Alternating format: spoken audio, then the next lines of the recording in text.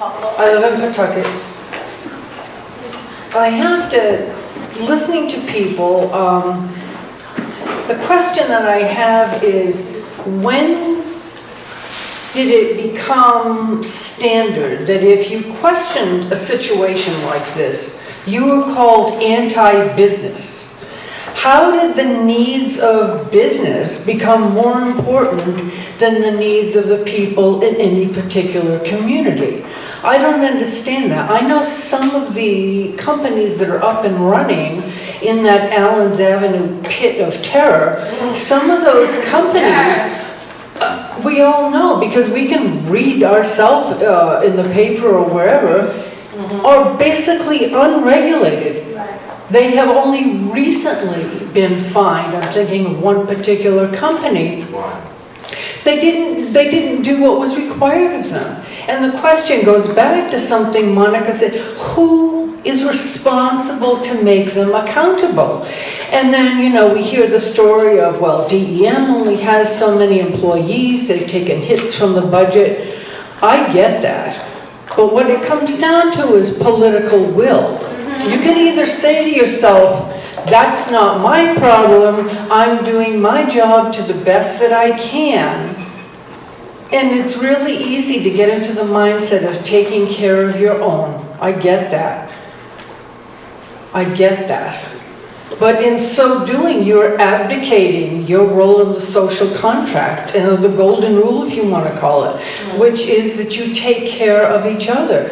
You can't just, in the whole, have an entire community that increasingly is disposable, acceptable collateral.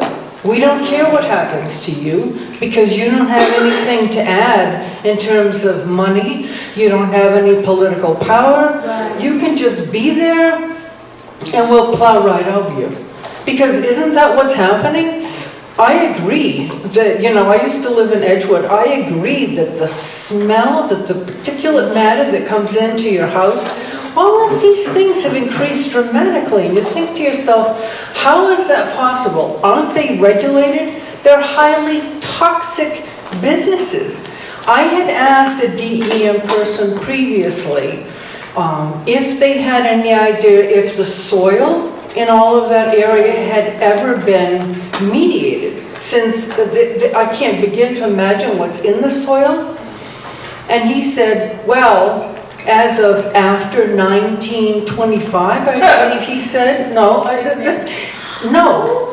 it's never been mediated. So imagine layer upon layer and increasingly more dangerous stuff for all of us, not just in the area, but increasingly stuff that's going out there that we will not know for years, perhaps, what the cost of that is.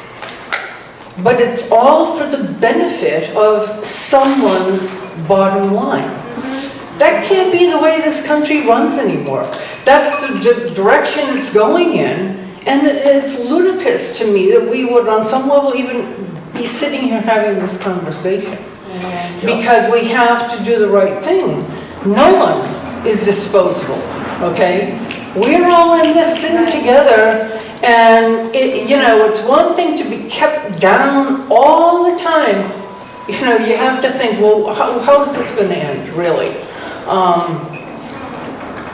There's a responsibility that Gina Raimondo has that she has turned her back on because she's pro-business, and that's it. Right. That is it. Look at how much she cut the DEM budget, okay? And I know you're employees of the state. I know you're in a rough place, but there is a higher moral imperative that I'm asking you to consider. And please don't even think silently to yourself, that's not my job, because it is. Yeah.